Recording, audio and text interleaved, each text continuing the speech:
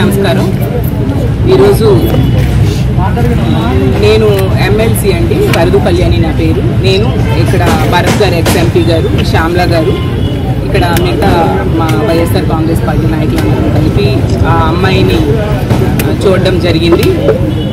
Bed మీద అచేతనంగా ఆమె పడి ఉంది. నిజంగా చూసి గుండె తరుక్కుపోయింది. చాలా బాధ అనిపించింది. ఇంత దారుణమైన పరిస్థితి ఏ ఆడబిడ్డకు కలగకూడదు. తల్లిదండ్రులు మనం చూసాం, ఇక్కడే ఉన్నారు, అమ్మ నాన్న. వాళ్ళ బాధ నిజంగా వర్ణనాతీతం అండి. 12 సంవత్సరాలు పిల్లలు లేక పుట్టిన పాప ఆమె. కష్టపడి చదివించారు. మరొక నెల రోజుల్లో కోర్స్ కంప్లీట్ అయిపోయి, ఫార్మసీ విద్య కంప్లీట్ అయిపోయి ఉద్యోగంలో జాయిన్ అవ్వాల్సిన అమ్మాయి ఈ రోజు ఇలాగా ఆత్మహత్య యత్నం చేసుకొని బెడ్ మీద అచేతనంగా పడి ఉంది అంటే ఎంత దారుణం. దీనికి కారణం ఎవరు? నిజంగా సమగ్రమైన దర్యాప్తు జరుగుతుందా? ఆమె సూసైడ్ నోట్ కూడా చదవడం జరిగింది. ఆ దీపక్ అనే వ్యక్తి, ఇక్కడ కిమ్స్ హాస్పిటల్లో ఏజీఎం గా పనిచేస్తున్న దీపక్ అనే వ్యక్తి దారుణంగా ఆమెకి మోసం చేసి బ్లాక్ మెయిల్ చేయడం జరిగింది. ఆడపిల్లలకి రక్షణ లేదు. ఇవన్నీ కూడా ఆవిడ ఆ లేఖలో ప్రస్తావించడం జరిగింది.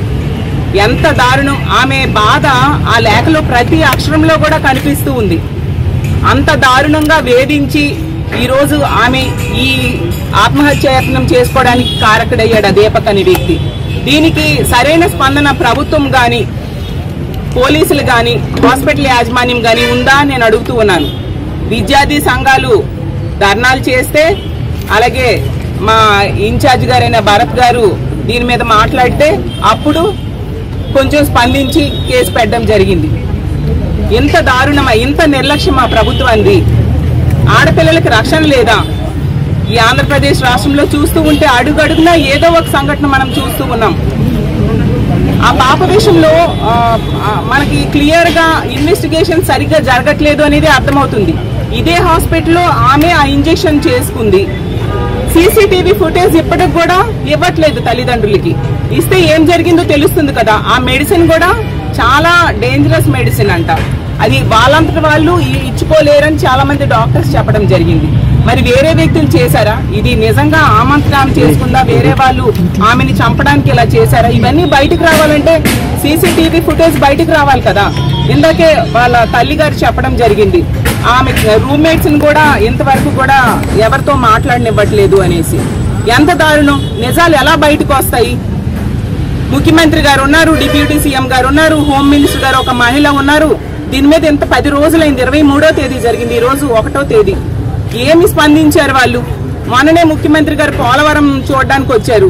అదే స్పెషల్ ఫ్లైట్ లో పక్కనే కదా ఇక్కడికి వచ్చి ఆ అమ్మాయి కుటుంబాన్ని పరామర్శించి ఆ అమ్మాయిని చూస్తే బాగుండేది కదా. వాళ్ళకి ఎంత ధైర్యం ఉండేది. డిప్యూటీ సీఎం గారు పక్కనే ఉంటారు, పక్క నియోజకవర్గం దగ్గరలోనే. అతను ఏమన్నారు? ఆడవాళ్ళకి ఎవరైనా వేధిస్తే తాట తీస్తానని చెప్పారు. ఆవిడ అంత క్లియర్ గా ఆ సూసైడ్ నోట్ లో రాయడం జరిగింది. ఎంత ఘోరంగా దీపక్ అనే వ్యక్తి వేధించి విసిగించాడు, ఎంత దారుణంగా మోసం చేశాడు అనేసి. మరి ఆ దీపక్ తాట తీయాలి కదా.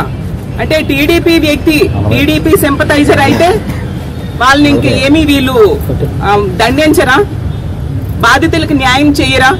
హోమ్ మినిస్టర్ గారు పక్క జిల్లాయే. మరి ఆవిడ వెంటనే, ఒక మహిళా హోమ్ మినిస్టర్, ఆవిడ వెంటనే వచ్చి ఈ కుటుంబానికి ధైర్యం చెప్పాలి కదా. ఆ పాపకి మెరుగైన వైద్యం ఆ అమ్మాయికి ఇవ్వాల్సిన అవసరం ఉంది కదా. అవేవి ఇందులో కనిపించట్లేదు. అడుగడుగునా ఎన్నో సందేహాలు, ఎన్నో ప్రశ్నలు ఈ ఎపిసోడ్ మొత్తంలో కనిపిస్తూ ఉంది. తక్షణమే మా వైఎస్ఆర్ కాంగ్రెస్ పార్టీ తరఫున మేము డిమాండ్ చేస్తూ ఉన్నాం, ఆ సీసీటీవీ ఫుటేజ్ బయటకు తీసుకురావాలి. ఆ పాపకి మెరుగైన వైద్యం అందాలంటే ఇదే హాస్పిటల్లో ఈ సంఘటన జరిగితే అక్కడే వైద్యం చేస్తుంటే ఏమి సరైన వైద్యం అందుతుంది? 3 men కమిటీ వేశారట డాక్టర్స్ తోని. ఇదే హాస్పిటల్లో వైద్యం జరుగుతున్నంతసేపు ఆమెకి ఏమి న్యాయం జరుగుతుందని మేము ప్రశ్నిస్తూ ఉన్నాం. ఇంతకంటే మంచి హాస్పిటల్ తీసుకెళ్లాలి. అలాగే పోలీసులు కూడా దర్యాప్తు వేగవంతం చేయాలి. ఆ సీసీటీవీ ఫుటేజ్ ని బయటకు తీసుకురావాలి. అలాగే తల్లిదండ్రులు ఎటువంటి పోరాటం చేసినా దానికి మా వైఎస్ఆర్ కాంగ్రెస్ పార్టీ పూర్తి మద్దతు తెలియజేస్తూ ఉంది. అలాగే తీసుకుంటే మనం అడుగడుగునా చూస్తూ ఉన్నాం ఎన్నో సంఘటనలు.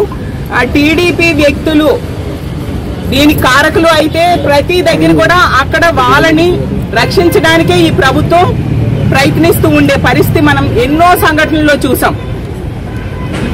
ఆ ఆదిమూలం అనే వ్యక్తి విషయంలో ఒక ఆమెకి వేధిస్తే, ఆమెకు మోసం చేస్తే పక్క రాష్ట్రానికి వెళ్ళి ఆమె ప్రెస్ మీట్ పెట్టి కన్నీళ్లు పెట్టుకుంది.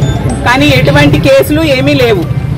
అలాగే కిరణ్ రాయల్ అనే వ్యక్తి వల్ల లక్ష్మి అనే బాధితురాలు ఏ విధంగా బయటకు వచ్చి ప్రెస్ క్షుణ్ణంగా చదివితే అసలు నిజంగా ఒక సందేహం అనేది కలుగుతోంది.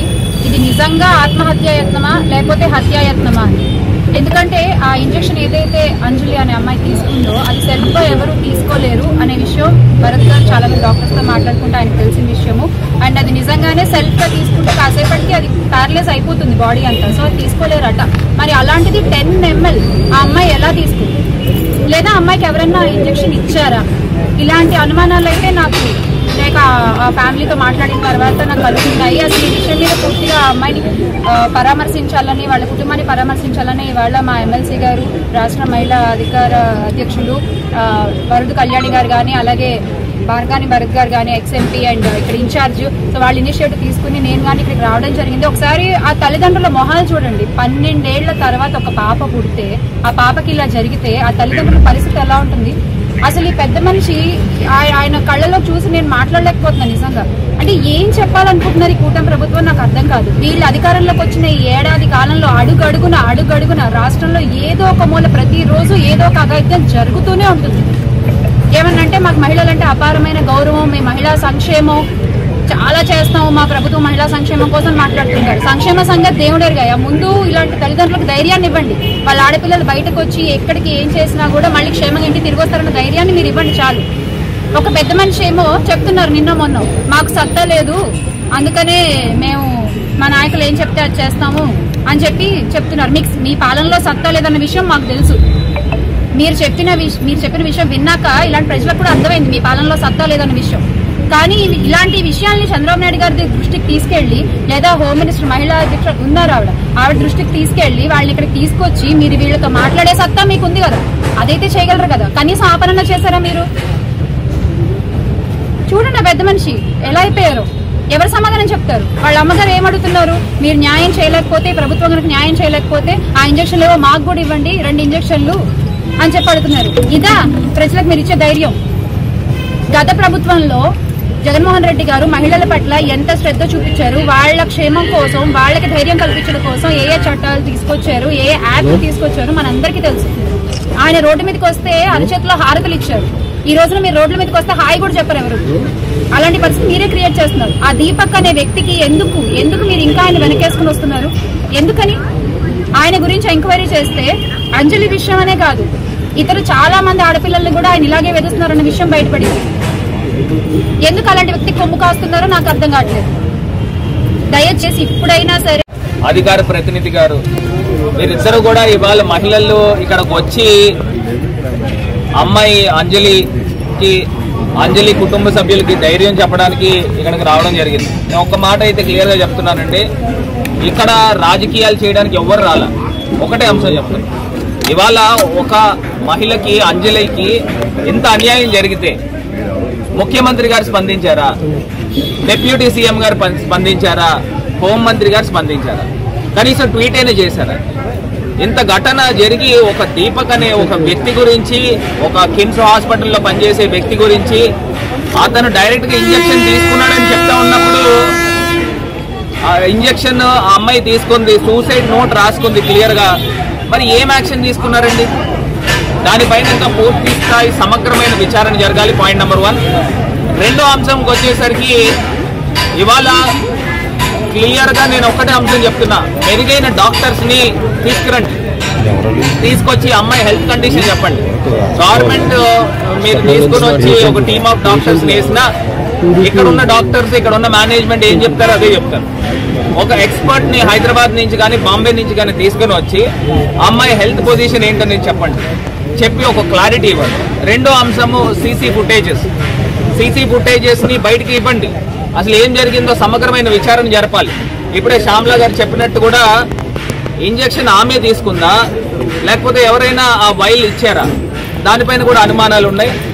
మూడో అంశం వచ్చేసరికి మేము క్లియర్ గా చెప్తా ఉన్నా, ఈ దీపక్ కి పిల్లనిచ్చిన మామ తెలుగుదేశం పార్టీలో క్రియాశీలకమైన వ్యక్తి, క్రియాశీలకమైన సభ్యుడు. తెలుగుదేశం పార్టీ సస్పెండ్ చేశారా లేదా అని అడుగుతా ఉన్నాం. అంటే మీరు మీ పార్టీ వ్యక్తులు వెనకేసుకుని వస్తున్నారా అని అడుగుతా ఉన్నా. దీనిపైన ఇప్పుడు దాకా ఏ రకమైన స్పందన లేదు. ఇప్పుడు ఒకవేళ నిజంగా మీరు మహిళా పక్షపాతి అయ్యి కూటమి ప్రభుత్వం ఉంటే ఇమీడియట్ గా మీరు దాన్ని అతన్ని సస్పెండ్ చేయాలి కదా పార్టీ నుంచి, లేకపోతే ఎక్స్ప్లెనేషన్ ఇవ్వాలి కదా. కనీసం ఒక మాట అయినా మాట్లాడారా? ఈ వన్నాట్లపైన ప్రజలకి మీరు ఏమి న్యాయం చేస్తారనేది ఎవరికి అర్థం కావట్లా. మా కళ్యాణి గారు, వరద కళ్యాణి గారు చెప్పినట్టు కూడా ఇమీడియట్ గా మహిళా హోంమంత్రి, కనీసం మహిళా హోంమంత్రి అయినా ఇక్కడికి వచ్చి స్పందించి ఇక్కడ కుటుంబ సభ్యులకి ధైర్యం కల్పించి ప్రభుత్వం అండగా ఉంది అనే ఒక అంశాన్నైనా మీరు కనీసం చేయలేకపోయారు. ఈ 10 రోజుల్లో మీ తాలూకా చిత్తశుద్ధి ఏంటనేది ఇక్కడ క్లియర్ కట్ గా అర్థమవుతుందని కూడా ఈ సందర్భంగా తెలియపరుస్తుంది. అదేనండి, ఆ 10 రోజుల క్రితం ఏదైతే పొజిషన్ ఉందో సేమ్ అదే పొజిషన్. ఇంకొక అంశం కూడా నేను గతంలో కూడా మొన్న కూడా చెప్పా, ఎఫ్ఐఆర్ రిజిస్టర్ అయింది 24వ తారీఖున, కానీ పోలీసు ఇచ్చిన స్టేట్మెంట్ 23వ తారీఖు. ఎందుకు ఆ వ్యత్యాసం ఉంది? మేము వచ్చి ఇక్కడ ఆందోళన దిగిన తర్వాత అప్పుడు కఠినమైన సెక్షన్లు ఇంకా అమెండ్మెంట్ ఇచ్చారు. ఏదైతే అబ్డక్షన్ టు రేప్ అని కానీ లేకపోతే ఇలాంటి లైఫ్ ఇంప్రిజన్మెంట్ కి సంబంధించి సెక్షన్స్ ని ఇంకా అమెండ్మెంట్ చేశారు. అప్పుడు దాకా సింపుల్ బెయిలబుల్ సెక్షన్స్ ఎందుకు చేశారు?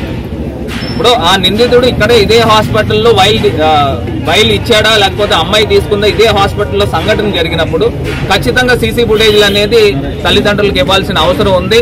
ఇది మా తాలూకా డిమాండ్ చేస్తా ఉన్నాము. పూర్తి స్థాయిగా వైఎస్ఆర్ కాంగ్రెస్ పార్టీ నిలబడి ఈ కుటుంబ సభ్యులకు అండగా ఉండి పోరాడుతుంది. ఖచ్చితంగా మాజీ ముఖ్యమంత్రి వర్యులు జగన్మోహన్ రెడ్డి గారి దృష్టికి కూడా ఆల్రెడీ వెళ్ళింది. ఖచ్చితంగా ఈ కుటుంబ సభ్యులకు పూర్తి స్థాయిగా వైఎస్ఆర్ కాంగ్రెస్ పార్టీ అండగా ఉంటుంది. వీరికి న్యాయం జరిగేదాకా అంతిమ పూర్తి స్థాయిగా పోరాడతామని కూడా ఈ సందర్భంగా తెలియదు. ఇంకొకటి కూడా కుటుంబ సభ్యులు చెప్తున్నారు, అమ్మాయి మామయ్య గారు చెప్తా ఉన్నారు, ఆ అమ్మాయి సూసైడ్ చేసుకుందా లేకపోతే చనిపోయిన టైంలో లేకపోతే ఎవరైనా ఆ వైల్ ఇచ్చారా, అప్పుడు ఆ అమ్మాయి ఆన్ డ్యూటీలో ఉందని కూడా చెప్తాను.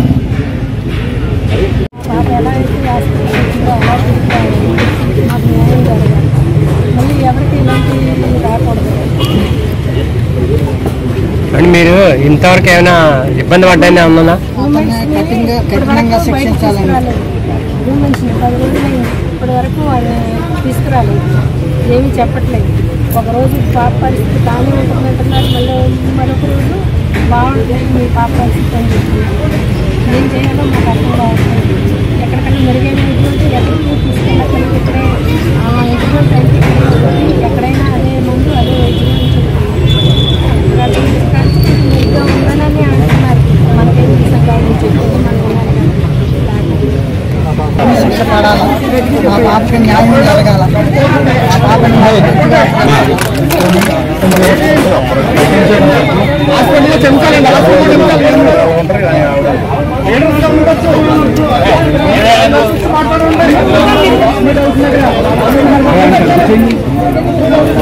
మధ్యలో వచ్చాను.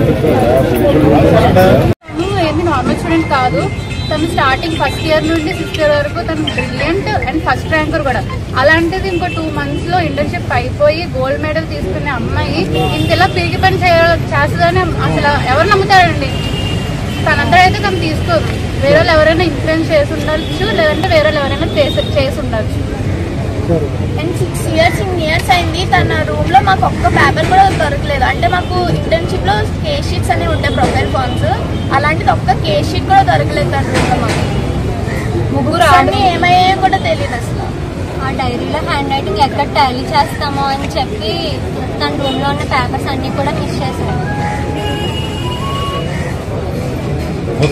కాలేజ్ మేనేజ్మెంట్ పెట్టారమ్మా అంటే ఆ రోజు మేము సపోర్ట్ గా మా కాలేజ్ నుంచి అందరూ వచ్చి తనకి సపోర్ట్ చేశారని చెప్పి హాస్పిటల్ వాళ్ళు మా మేడం చూడడానికి వస్తే ఆవిడ్ని చాలా గట్టిగా తిట్టారు.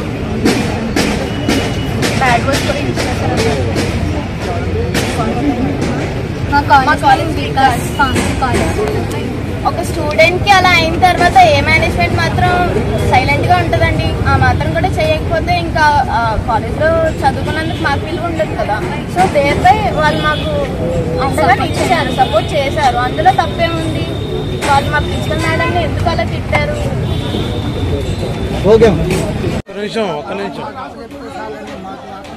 శిక్ష పడాలా, మా పాపకి న్యాయం జరగాల, మా పాపను మాకు మంచిగా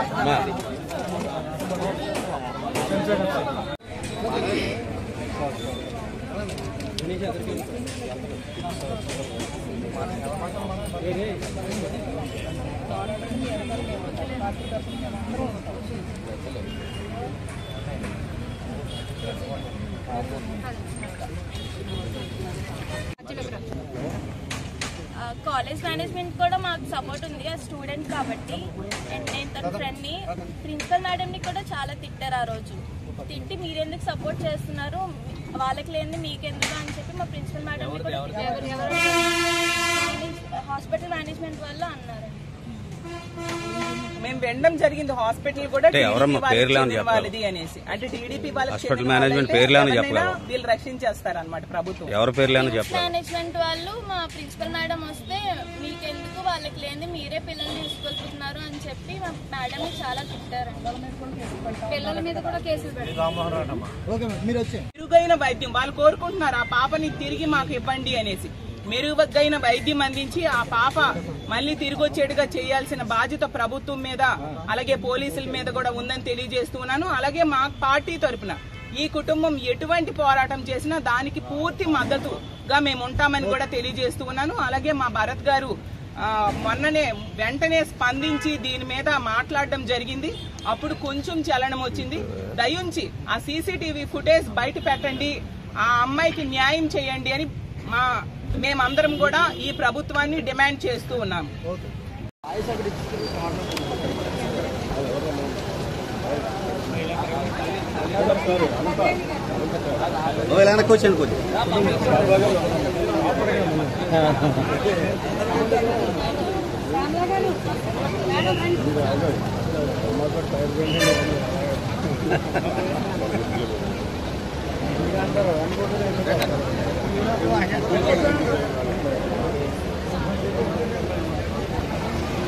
సార్